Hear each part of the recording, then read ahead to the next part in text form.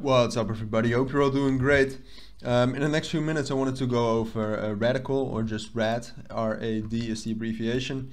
Very interesting crypto, actually. I think I'll do a video on this as well, just explaining the project a little bit more. But in this video I wanted to do more like a price analysis, a price prediction, but more of a price analysis. I don't really feel comfortable doing price predictions within these market circumstances. But yeah, Radicle is trending. It's up 33% since yesterday, and the volume is 313 million, which is a high volume, but it's also 1.76 times the market cap, which you don't see often. So that's all great. I'm not necessarily sure what actually caused this move. I saw a few things, but I'm not sure what caused this specific move. It's obviously a project worthy of it. Definitely of this market cap, but within these market circumstances to get such a move is quite rare. So yeah, as I said, this will be more of a price analysis, just looking at certain important price levels and what Radicle or RAD can do based on top of what it does at those levels. So what we did with the full bull move, we reached this full key level, the upper bound of it actually at around 8.25. Obviously we dropped down, it had to stop somewhere. It's obviously that in hindsight. Maybe I wouldn't have guessed that it would have stopped right there when it was still happening. I would have probably guessed $8. But we dropped down to the main key level. It broke between 6.5 and 6.88. But the main area is around 6.5. So we are dropping again. We initially found a break retest off of it. That's all great. We reached 7.8 again. And now we're dropping. I mean, Bitcoin this morning was relatively bullish, but now it's dropping again as well. If you look at this last move. Yeah.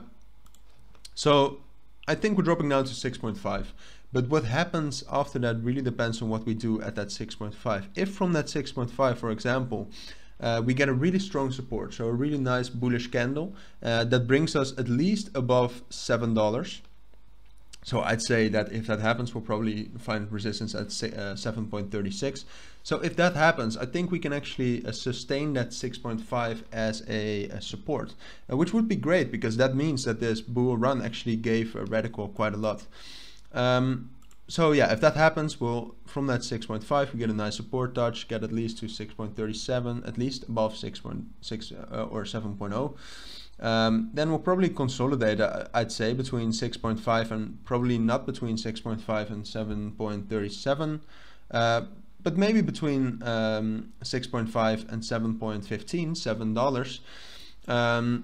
That's all possible. I think this full scenario is possible, but it really depends on the fundamentals as well. The current market is very steered by, a lot by the fundamentals going on throughout the world right now. So Ukraine, inflation, Federal Reserve, Biden, Canada.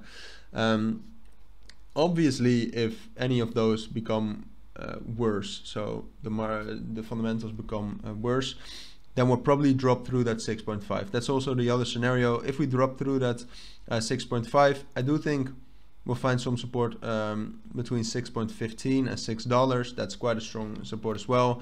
But I would not think that we would go above, or we would reach $7 again.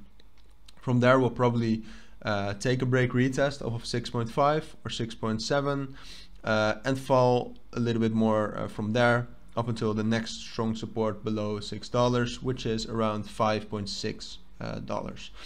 And I would consider that the last support. So still it went up a little bit then because of the bull run, but it would be a shame to lose all the progress we have made. But that is very possible within these market circumstances. I mean, if any fundamental thing, as I said, becomes more bearish, we'll probably see this, and we'll see it throughout the whole market. So it's not justified for Radicle per se, but still it's probably what would happen.